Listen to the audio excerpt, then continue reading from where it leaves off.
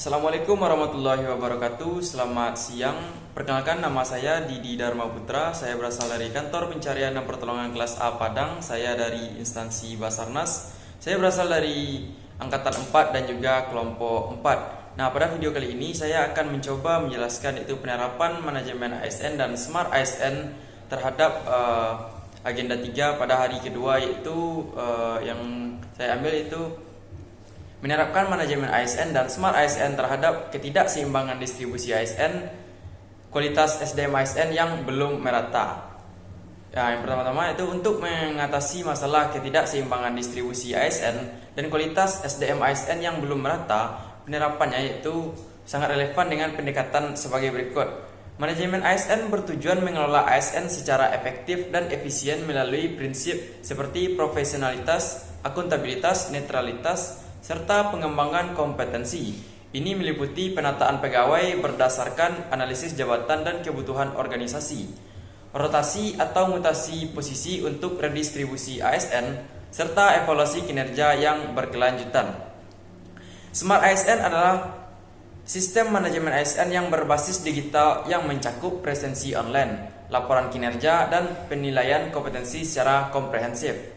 Smart ASN dirancang untuk meningkatkan profesionalisme ASN dan berfokus pada peningkatan kompetensi dan kualifikasi SDM ASN agar standar nasional dan kebutuhan pembangunan daerah. Penggunaan teknologi digital untuk pemantauan kinerja dan pengembangan talenta ASN yang adaptif terhadap era digital revolusi industri yang terbaru seperti yang saat ini. Penataan ASN yang menyesuaikan distribusi berdasarkan kompetensi dan kebutuhan di instansi daerah. Nah, dalam praktiknya, pemerintahan melakukan analisis kuadran ASN yang membagi ASN menurut kompetensi, kualifikasi, dan kinerja menjadi 4 kuadran untuk menentukan langkah pengembangan yang tepat, seperti melakukan pelatihan, rotasi, promosi, atau evaluasi lebih lanjut. Ini menjadi strategi penting untuk mengatasi ketimpangan kualitas dan distribusi ASN antar daerah. Nah, untuk menjawab ketidakseimbangan distribusi ASN, penataan dilakukan dengan memperhatikan yang pertama itu analisis kebutuhan berdasarkan beban kerja dan potensi daerah atau instansi. Selanjutnya, mekanisme rotasi mutasi pegawai yang tepat agar ASN dengan kompetensi sesuai ditempatkan di lokasi yang membutuhkan atau dibutuhkan. Selanjutnya yaitu penguatan sistem rekrutmen berbasis IT untuk menjaring ASN berkualitas dan berintegritas yang siap ditempatkan dengan benar.